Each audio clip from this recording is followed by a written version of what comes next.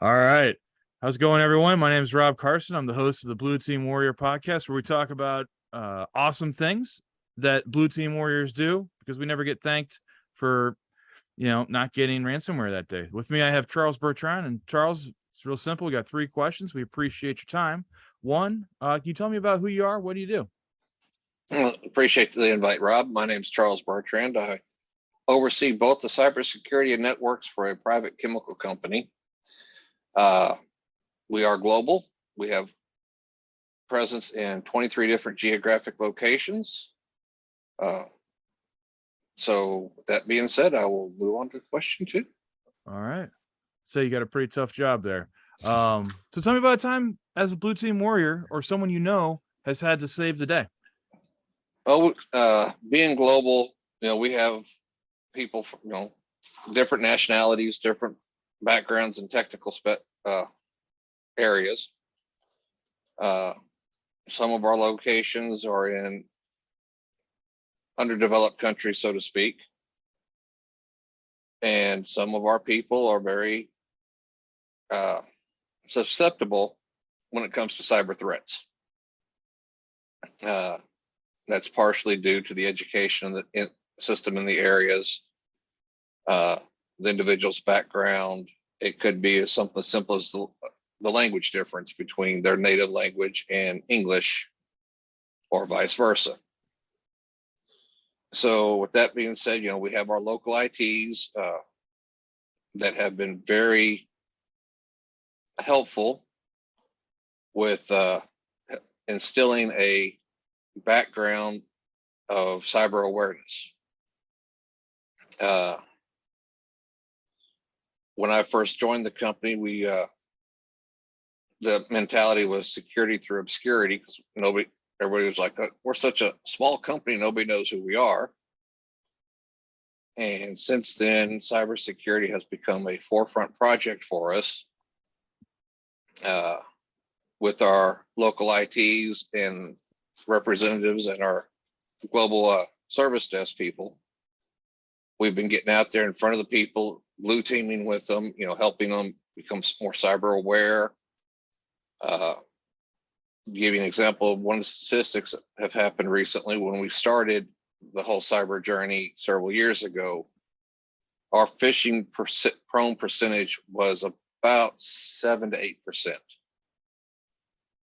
And when you figure a global company, that is a substantial number.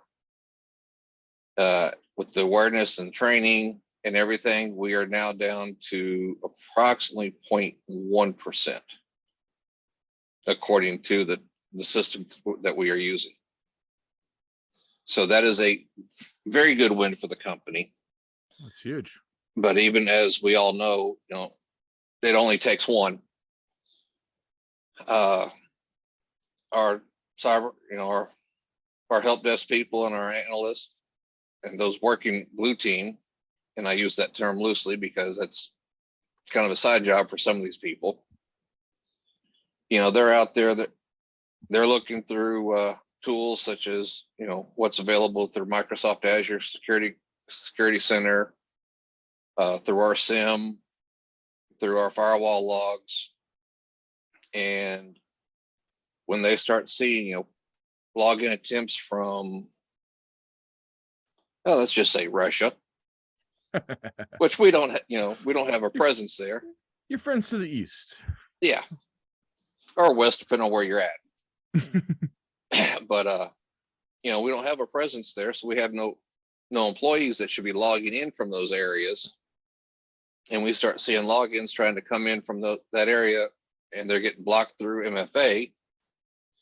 That's a good indication that associate or employees' credentials have been compromised.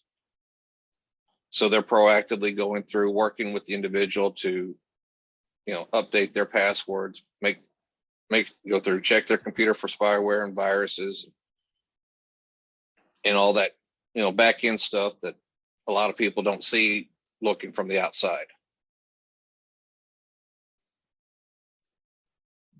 Okay. Awesome.